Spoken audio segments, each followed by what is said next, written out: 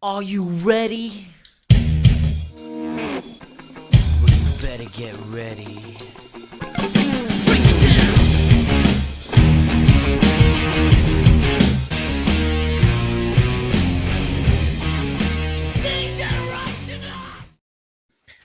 Yo, we're back. Mock draft live Sunday night SuperFlex with your boys, Matty Kiwoom and the dog.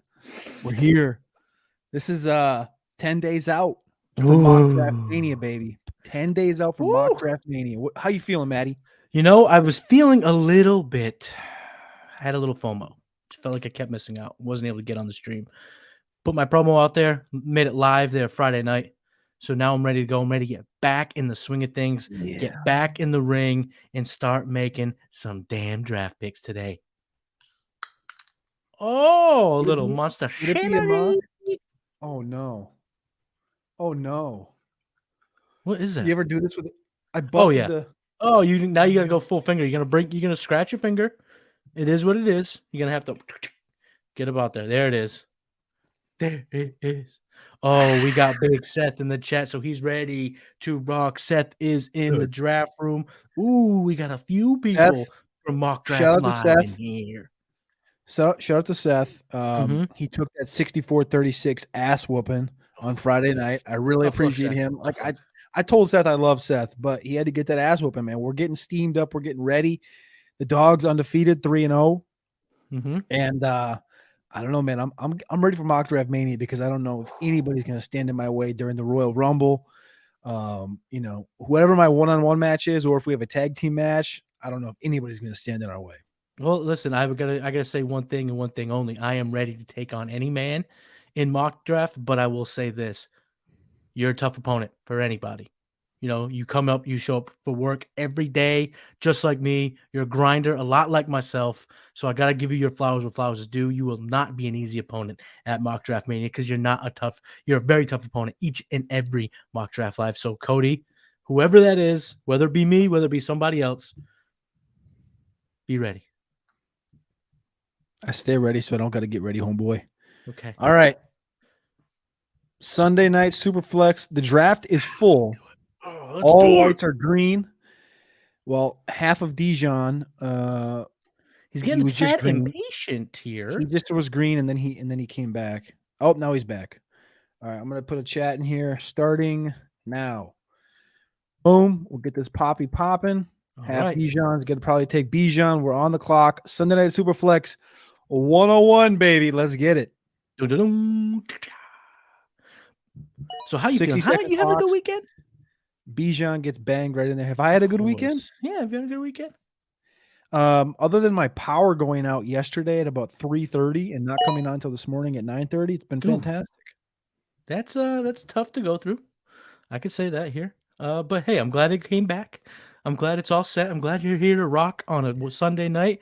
It sure won't be the Tuesday knockdown display. Whoa! I can't lie. The main event for Mock Draft Mania, Seth versus Aaron for the World Heavyweight title, is going to be an instant classio. Wait. Wouldn't it be the World Midweight title? Because it's mid. Could be. It could be the World. Wait. I think we need to make this a what do they call it? A three-way? A triple threat match? Triple threat match? Whew, I don't know. The midweight championship of the world? No. They are going to take on each other for the heavyweight championship of the world. You know, it is what it is. And now we are cooking here. How can guys that lose mocks go for the heavyweight championship? Because sometimes it's about the promotion. This is the Intercontinental. Sometimes it's about the promotion. You know that. And they have a rivalry going, and they're going to have first crack at the main event. May not be for the title. I don't know. I'm not Vince McMahon here. I'm not the man. I'm the calm man. We'll do the BMF. We'll just call it the BMF title in the UFC. We'll just call this one the BAMF. It was the badass motherfucker, so we'll call it the badass mockafucker. Badass mock drafter. Mock drafter. So bammed. That's not the bad. midweek mock drafter. MWMD.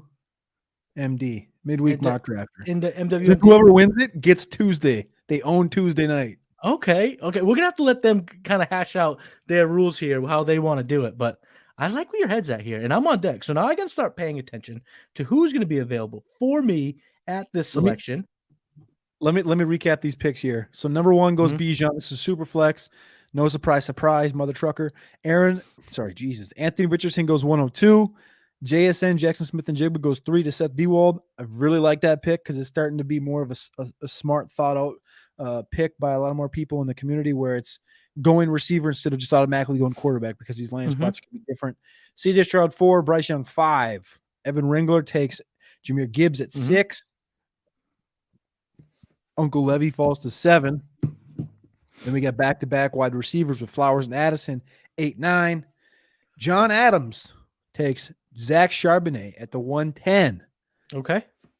So that's 3 running backs. That's all 4 quarterbacks. The big 4. Yep. That's 3 of the projected 4 receivers gone. Yep.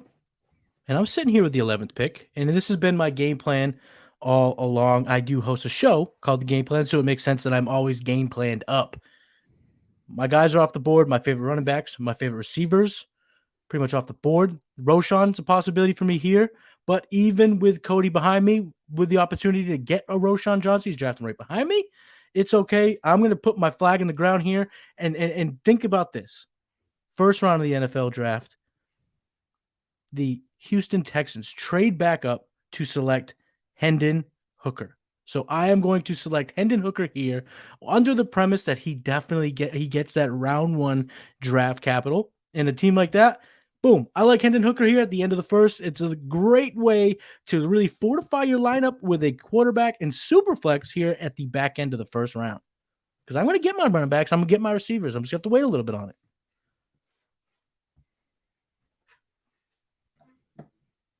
I like where the thought's at. But as Seth would say right here in the good old comments, he says, Aaron doesn't have the heavyweight championship. That's Cody. Okay. You know why that is? Because I don't know. You are the biggest one of all of us, so like that makes sense. You're the heavyweight. I'm not going to sit here and overthink this and say, oh, man, I should take a quarterback that's not going to see a snap until week 9. I'm okay with that. In SuperFlex, I'm okay. I mean, a running back here, you might be drafting a running back who ain't going to see any action until week 9. No. Quentin Johnston.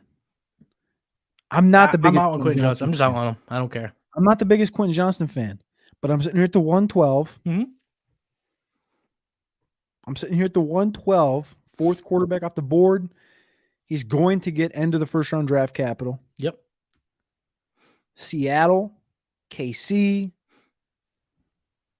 New Orleans, I think, is a sleeper pick, sleeper landing spot. Don't know if I love that though. Derek Carr. I think give Derek Carr, Michael Thomas, Quentin, and Chris Olave. Yeah, Quentin's number 3 in a pecking order, of which Derek Carr can't support the 3. Yeah. Hey, listen, I think what you did here is a great example of sometimes pivoting off your strategy. You could have went Roshan, the guy that you want each and every week, but you understood the value in a first-round receiver, and I have to commend you on that. That does make sense that every so often you have to make a pivot when your guy is still on the board, and you say to yourself, you know what? I can get somebody who might not be Roshan, but might have similar playing time. First-round receiver, you're going to be pissed if that guy goes 2-7 and he's a baller out the gate or even a contributor out the gate. So, I have to tip my cap to you, sir. That was a pretty good pick. It's a tough one to make, but I think in the long run, it's one that I think a lot of our listeners should be prepared to make, even if they don't love it. I respect the respect. I appreciate that. And we have a piss ton of running backs go right after that. Sean Tucker goes 2-1. Israel Abanikanda goes 2-2. Roshan 2-3. Tyjae Spears 2-4. Kendre 2-5. Josh Downs slips in there 2-6. A-Chain Bigsby. So far, we're 8 picks into round 2 and 7 are running back. 8 are running back with Chase Brown going 2-9. 10 are running back with Zach Evans going 10. They're milking us dry. We are going on our rails on a crazy running back train. So now I'm up. I am not going to allow the run to sway me to then go Deuce Vaughn, Evan Hull, Ken McIntosh. None of those guys here really appeal. The donkeys are out. They're gone here. And I'm going to go with somebody who was one of my favorites to start mock draft season. I have since cooled down on him a bit. But at the end of the day, he's looking like for like early part of the second draft capital, end of the first round draft capital. He does have that speed. And in this typical situation, I'm going off of your mock in terms of landing spots.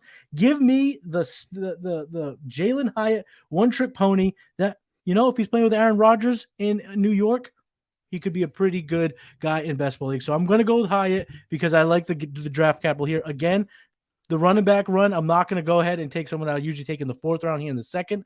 I'll just pivot and grab Jalin Hyatt here and expect him to get some PT, considering he's going to be taken in the first, 45 picks.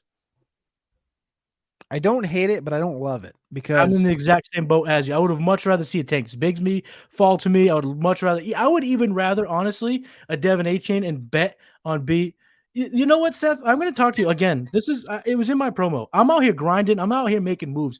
I don't see you having the gall to pick to take a selection here at the third. You're sitting at the 103 and get Roshan gifted to you while these two jabronis take Sean Tucker and Izzy Abanikanda and let him slide to you. Don't talk to me about, man, I'm out here in the trenches making it work, baby. You're up in there in the penthouse living off the luxuries of the 103. So you keep that to yourself, Mr. D-Wall.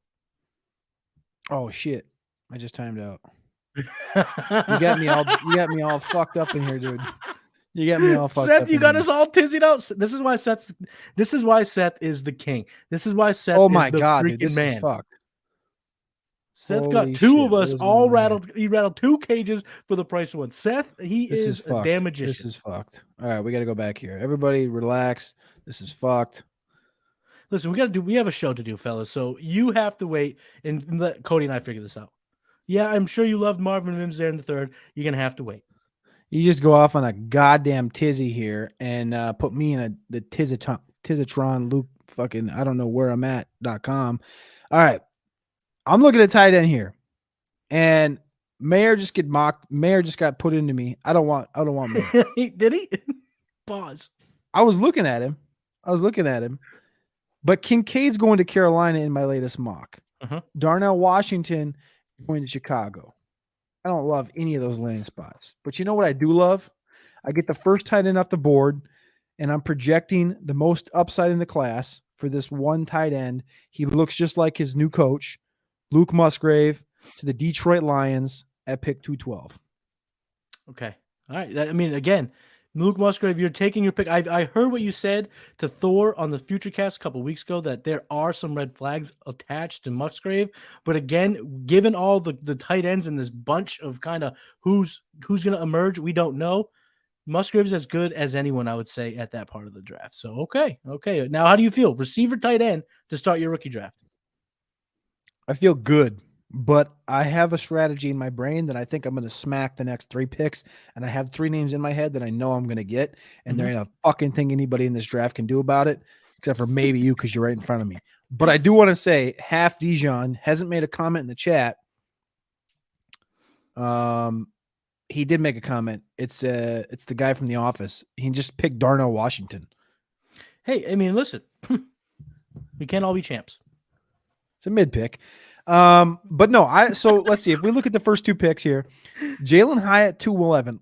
You went off on a tangent there and it really fucked me up because I was trying to make my pick and I missed half the things you said. So this is in best ball. Yeah. If it was best ball, how much higher do you think Hyatt goes? Oh, I think he goes ahead of most of the running backs we saw taken. What the fuck are these tight ends doing? It's a tight end run. Apparently, this is tight end premium. Dude, Kincaid and Mayer are still off the board. Oh, there's Kincaid. Okay, thank you, Evan. Evan's winning this draft right now, I think. Gibbs down to Kincaid. It's very strong. It's very strong here. Oh, my gosh. Marvin Mims goes 3-2. Rashee Rice 3-3. Xavier Hutchinson 3-4. Tillman goes 3-7. Dizzy already. Okay. Lighting a 3rd round pick on fire with Deuce Vaughn. Interesting. Ooh, okay. So again, this is why I like to put myself at the end of the round so that I can get myself into a space where you just keep getting kicked in the shins and keep getting kicked in the face as you're trying to make selections. Sam Laporta, the Yak God, was going to be my pick. I have to make a pivot. Will I go running back? I don't think so because I think I am lighting a little bit of my capital here on fire. I got Jaden Reed there, who I like to see. I love it a lot. But you know what I don't have? I'm not hearing a lot of right now, Jaden Reed? Hype around the Draft NFL capital, circles. yeah. I'm not hearing that. And again, what I liked about his game and what we saw at the Senior Bowl was his ability to work on special teams. That could work against him if he's just taken in the 5th to be a special teamer. So with that, I'm going to go with the guy who has some helium. Give me the beast, Jonathan Mingo. And now I went from liking my draft to now actually seeing it have some tremendous upside, because I know Jalin Hyatt has a little bit of downness, a little bit of suppression to his hype, but I do think it's still there, and he could pop. So now I got my quarterback in SuperFlex, which I like to see, and now 2 receivers that I think I can use right off the bat. So I'm starting to really like my draft here. I loved it. Good pick. I got sniped by Laporta just like you did. Yep. I was going to take him. I was going to double tight right there. That was going to be my strategy, was to go Musgrave and then Laporta. I did not visualize 5 dudes going off in the 3rd round there. And then Mingo, I put him in the queue. He's the only guy I had in the queue right there.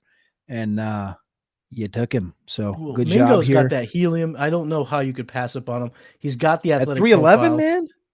Yeah, exactly. Having him at 311. Exactly. Where did you have him go in your latest mock? In the 50s? You had him exactly. Let me pull it up here. I have it right here. New York Giants 57. That landing spot is insanity. Yeah. Love that landing spot. Absolutely could get wide receiver 1 touches right off the rip. It was too good to pass up. Way too good to pass up. Now, I know not everyone's using your mock as landing spots. I am, because I like that. I think it's the best way to exercise it here. And there you go. Seth is just gifted yet another pick. You know what I'm saying? The guy just has to show up, and people throw the rose petals out in the street for him. You know, I get it. He's the man. But you know, it's easy to look like the man when you're just given the gateway and don't have to really work for it. But hey, he's doing great with it. He's running with it. I will say it is interesting that the night that Seth can't be voted on to win is going to be the night that he probably has his best draft. You know what they say? You know what they call that, right? They call that stage fright. Performance. He's got a little ring rust.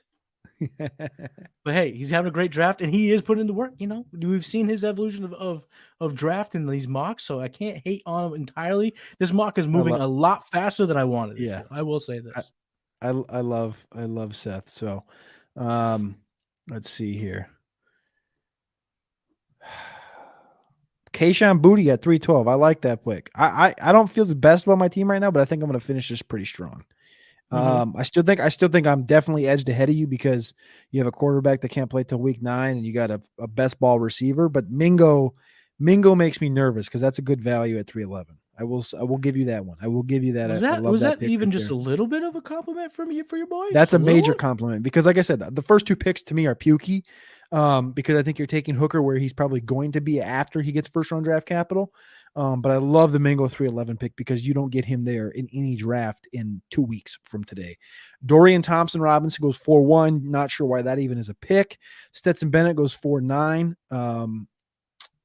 Interesting, to say the least. We'll see where his draft capital lands. It's all right. Evan Hull, though, 4-2 is a very interesting one. Nate likes Evan Hull.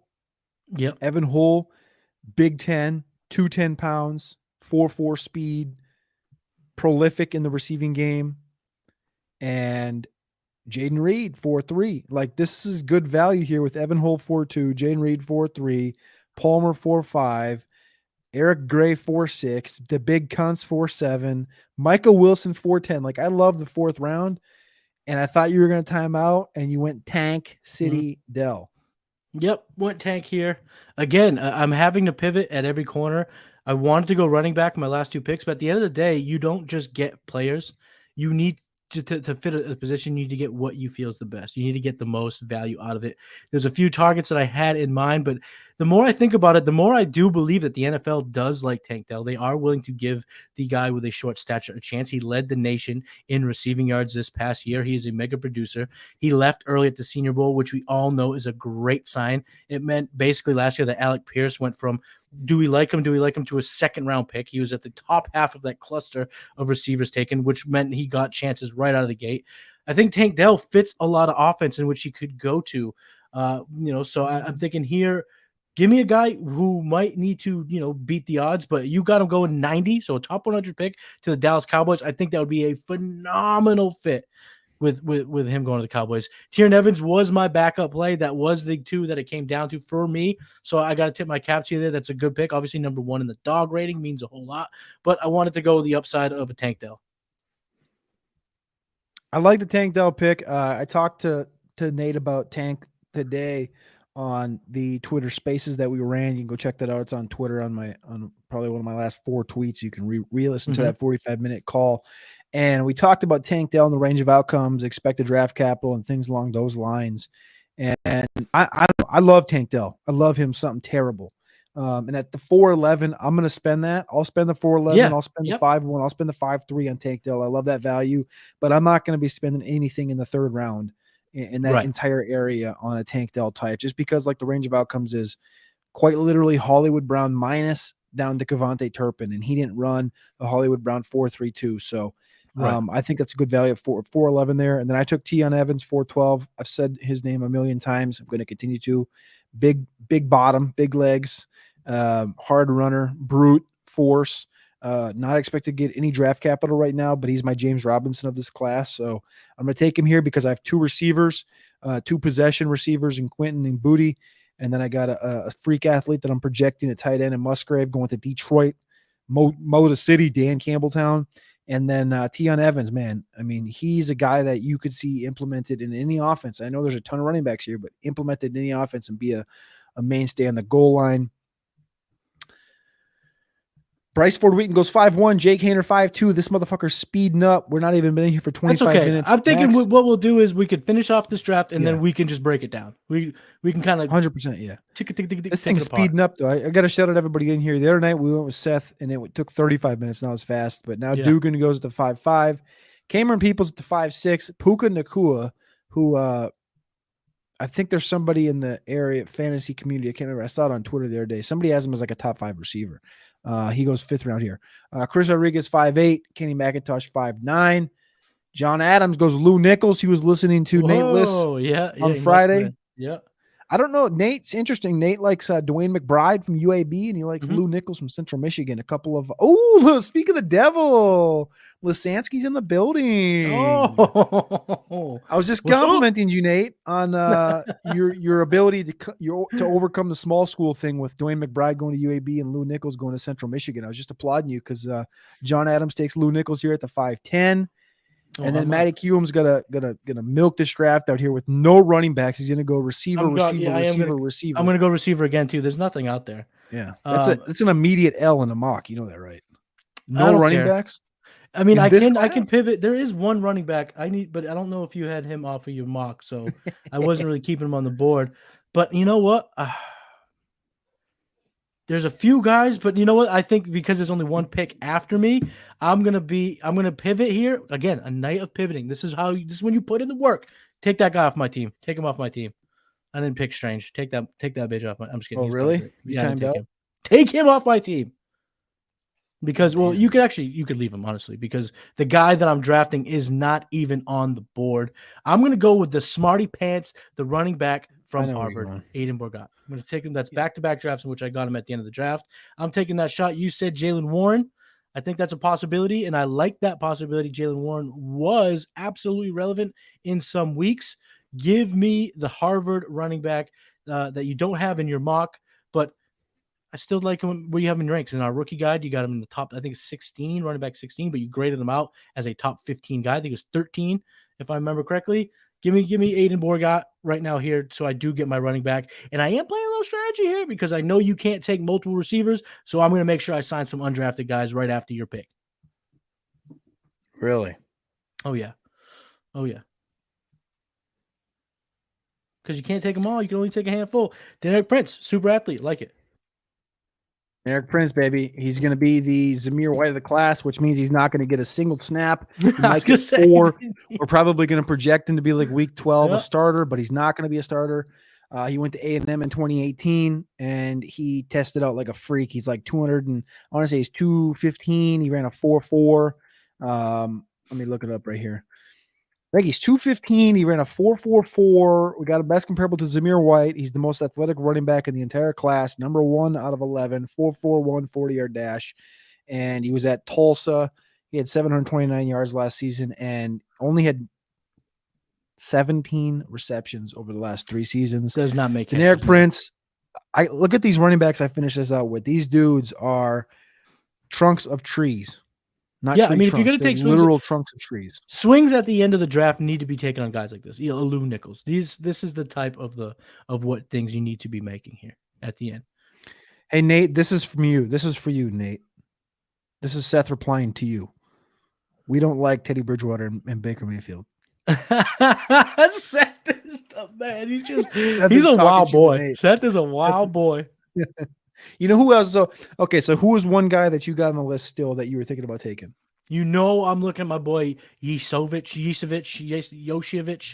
You know, I'm looking at him. Charlie Football was still available. I was looking at Charlie Football, so I'm definitely going to be going after one of those wide receivers now that the draft has concluded. Sign them up on my waivers. Use a little bit of fab if I have to. Can I tell you which one I wanted? Who? Matt Landers. Okay, so Matt Landers is getting a little bit of helium here. Receiver from Arkansas. We're starting to see him climb up a lot of the NFL communities boards. Not a lot of the fantasy communities talking about him, but we are starting to hear his name. You're seeing that he's going on visits that matter. Absolutely. That is a good name to keep an eye on. The reason that I bring him up is because everyone's looking at Yosevich as the Watson, but Landers played at 3 fucking schools, Georgia, Toledo, and then he went back to Arkansas. So he was in the SEC, left, and then came back. And he went for 900 this year with Arkansas. KJ Jefferson had 8 touchdowns. He's 6'5", 200. He ran a 4.37. I don't think Yosevich is on the same level as Watson. In fact, I know he isn't. In fact, when you look at athleticism score, Matt Landers is 198 out of 1,077. So he lines up very well to be this year's Christian Watson, even though there is no Christian Watson this year. So he'd be a little more closer to this year's Denzel Mims, where without hype is what I would say. He's comparable to chosen Robbie Anderson, which I didn't know he was keeping the Robbie. I thought it was just chosen Anderson. I didn't realize he was going with the adjective above. Then I didn't know he was going to hit that with the chosen Robbie Anderson. I think that's crafty. I like that. So that Robbie Anderson's one of those guys undrafted, did have some fantasy relevance throughout his career, had a 1,000-yard receiving season and a couple 700, 900 seasons. So he was pretty decent. So if you are a long shot and you're getting compared to someone athletically, a chosen Robbie Anderson, you could do a lot worse than that, I think. It's tough to do better. It is. It is. And I also want to say that make sure when you make these votes, I did not take Strange unless that is going to get me more votes. Then yes, I did take Strange. I mean, I think it might. It might. It probably will more than Aiden Borguet, but these guys will get hit when it's time to get hit. Most of these dudes don't know who Aiden Borguet is, but it is what it is. All right, so let's look at this quickly. We're 33 minutes in. I just dropped the poll in the old YouTube. Make sure you click the word Cody because it was pretty clear who won this draft. See, I don't think it was pretty clearly here. I don't think it was pretty good job here. But he stayed mid. He stayed mid with the Hyatt. No, I see. I think I stayed good. The Hooker pick. The Hyatt and Hooker pick. You reached that tight end. You reached that tight end. You reached that tight end. I love Borguet.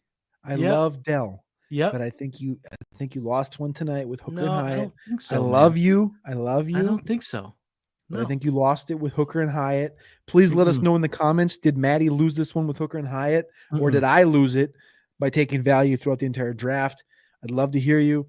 Matty, though, I do love the Mingo pick. I'm going to continue to stress on this. I love the Mingo pick.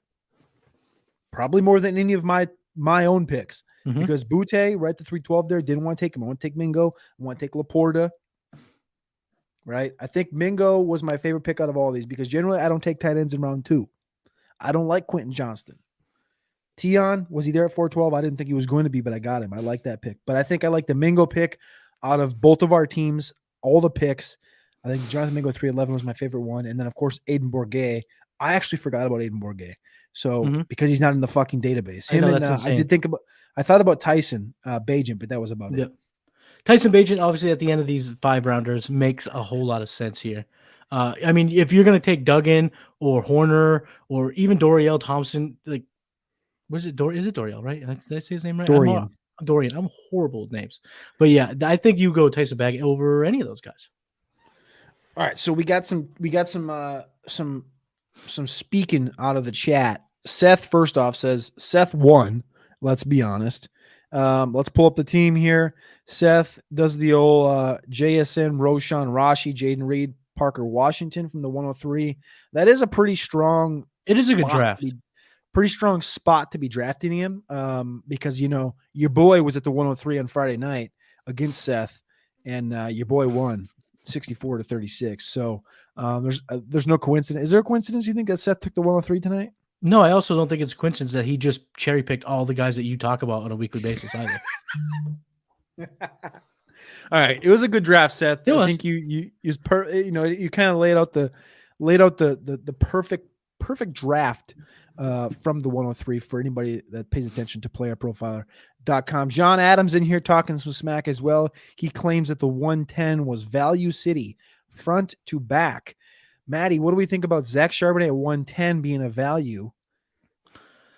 I'm not going to. I'll say it this way. Zach Charbonnet there makes sense. It seems pretty chalk, but there is a reason why if I have the 110, I'm trading back because I don't think that Zach Charbonnet necessarily is better than, some of the guys that we saw go at the beginning of round 2. Zach Evans, again, some upside there, but, he's got them chicken legs, and we don't know if that's going to translate to production in the NFL. Mayer in the third, after 5 tight ends were selected, was massive value in my opinion. Massive. So that was a great pick. Michael Wilson, again, we both like him for good reasons. He's got the size. There is helium attached to his name, so I do think that was a good pick. And then Lou Nichols, whatever. You're throwing a darts. We're all throwing darts there at the end, so I really have a lot of evaluation there. But I think it's a solid draft. If I came away with my rookie draft, I think this is one that I would like now, but I think by Halloween you might hate it. I would agree with that. It was pretty cool to see Zach Evans go 3, 4, 5, 6, 7, 8, 9, 10, 11, 12 after Chase Braun. Mm-hmm. I will say this after, and hindsight is 2020, but some of the drafters here tonight, they may be correct in their assessments, but I feel like how we've been drafting, they've left Seth was just left layup after layup after layup in this entire draft at the top of it. So walking with Kendre Miller, getting Miller after Spears, Abanikanda, and Sean Tucker seems like lunacy to me. That's value that I would have absolutely ran to the bank with. So, it seems like if we would have went the chicken route and went in the top of the draft, we would have cleaned up. I think that's where we fucked up, is that one of us should have been 1-1, one of us should have been 112, but Action Jack Kavanaugh wasn't in here, so we didn't get to go with the 1. Yep. Speaking of Action Jack Kavanaugh, I think does he have a matchup in Mock Draft Mania? No, he's a worthy adversary here week in and week out, but no one stepped to the plate to challenge Action Jackson. We got to find him a teammate, huh? We should probably Are you saying what I think you're saying? I think we should do a little tag team. Was that compliment that started earlier in the show? Is that going to develop into something here? I think we should. I think you and I should be a team. I think the dog and Matty Kiwoom. I think you take the colossal, the greatest drafter that this company's ever seen, and you pair him up with Matty Kiwoom, and Cody, yeah, who plays a lot of he plays a lot of leagues. He trades a lot. He doesn't win a lot because he's very mid. No, I win a lot, baby. The dog win a lot with the mid, and I think you have a very above average dog team. See, I don't know if I'm feeling this tag team. I'm not feeling the love. I don't think I want to tag team with you. Oh, really? You're out here smack talking me, calling me I'm not a winner. I'm just letting you know. I said you had a good draft. Listen, my drafts have been solid. You guys call me mid, but I don't tank any of these drafts. It's just work. Look at your name. Work. Can somebody read his name for him? He changed my name. He literally just changed it, which is pretty good. That was very fast. I did not notice it. No, you've had that the whole time. No, I have not. I guarantee you. I'll bet you $17 million. I'm going to go back and watch this episode. It was not there the whole time. If you're in the chat, please tell Matty that thing was there the entire fucking draft. It was not there the entire time. It was not there. $100,000 says that. Anyways, though, it wasn't. Are we teammates or what? Because we need to. I'm calling out Jack Kavanaugh right now. It's either going to be 1-on-1, mano because I'm sick of him taking the fucking 101, or it's going to be 2-on-2 and Jack needs to find a teammate. Are we the executives? I'm going to say this right here, right now. I did not feel the love here tonight. I thought I was starting to feel it. You gave me some compliments, and then you go ahead and throw me down like that. I'm a free agent here. I am going to compete in this tag team championship match, but on what team? Nah, I'm just fucking with you. Cody, of course I'm on your squad, baby, with the executives. Of course. I am going to make sure that not only do you shed this mid-womb, you help propel me to the excellence level. I think we're a match made in heaven. You got the dog. I got the safeness. I got the work ethic. I got the grinder. I'm the grinder here. By golly, I think we got ourselves a goddamn tag team championship. I think there's somebody in the chat that could probably tag up with Jack Kavanaugh and probably help him out because Jack struggles with the 101. He takes the 101 in every goddamn draft he does. I think Theo Greminger is in the chat right now, and Theo's going to be boots on the ground in Kansas City. I think Theo needs to partner up with Action Jack Kavanaugh at Mock Draft Mania Friday, April 28th at 9 a.m., and he needs to be his teammate and help him because Jack's going to be in some deep shit when he takes on the dog in the mid-room. Jack, we got you a teammate. Jack, we got you a teammate. So April 28th, we got a couple of matches dialed in here. The main event, it will be Aaron, the Tuesday wannabe display against Seth, the mistake fixer, D-Wald. We got the Royal Rumble, which is going to be one-on-one, 8 of us. Mm-hmm. Big mock draft, Royal Rumble. We got the Tag Team Championship, the Dog and Matty Midwomb against Action Jack Kavanaugh, Action 101 Jack Kavanaugh, and Theo, the OG Greminger. And we got one more match. You guys got to let us know in the comments of this video or the next video. We got a couple more shows. We got Tuesday, Friday, Sunday, Tuesday, and then it all wraps. Mock Draft Mania, Friday, April 28th, Kansas City, Missouri. The site of the NFL Draft. You have to tap in because on Thursday night, we're going to be doing a live stream for the entire round 1 of the NFL Draft, 7 p.m. to 11 p.m. or whenever the hell gets over. And then Friday morning, grab the eggs, grab the bacon, grab the Hennessy, grab the coffee, and we're going to be live 9 a.m. Eastern time for 3 hours doing mock drafts. You can mock against us. You can mock with us. But it's Mock Draft Mania, and it's about to be a dirty, dirty season. That's Matty Kiwoom. You can find him on Twitter at Matty Kiwoom. I'm Cody Carpentier. You can find me on Twitter at Carpentier NFL. You can find us both on patreon.com/executives. Matty just dropped his FMK article today, this morning. And tomorrow we got our cornerstone wide receiver rankings coming out, including the 2024 wide receiver class. I tell you what, Matty, you got any final words? Because I'm just saying, tap the fuck in because these next 10 days are fixing to fly by. If you don't want to get left in the dust, tap in now because we are taking this shit to the moon, baby. Let's get it, brother. We'll see you guys. Probably not on Tuesday because Tuesday is for the NXT. If you're a wrestling fan, you get that reference. Yeah. If you get it, NXT's on Tuesday. We'll be back on Friday. Matty Kiwoom, Cody Carpentier. We appreciate you guys tapping in. Mock Draft Live. We out. Hey, you like that video? Be sure to subscribe and activate those alerts so you get notified as soon as new videos drop. And be sure to check out playerprofiler.com. We have all the tools for you to dominate every type of fantasy league. We have a draft kit, Dynasty Deluxe, data analysis, DFS Dominator, and don't forget the player rankings to rule them all.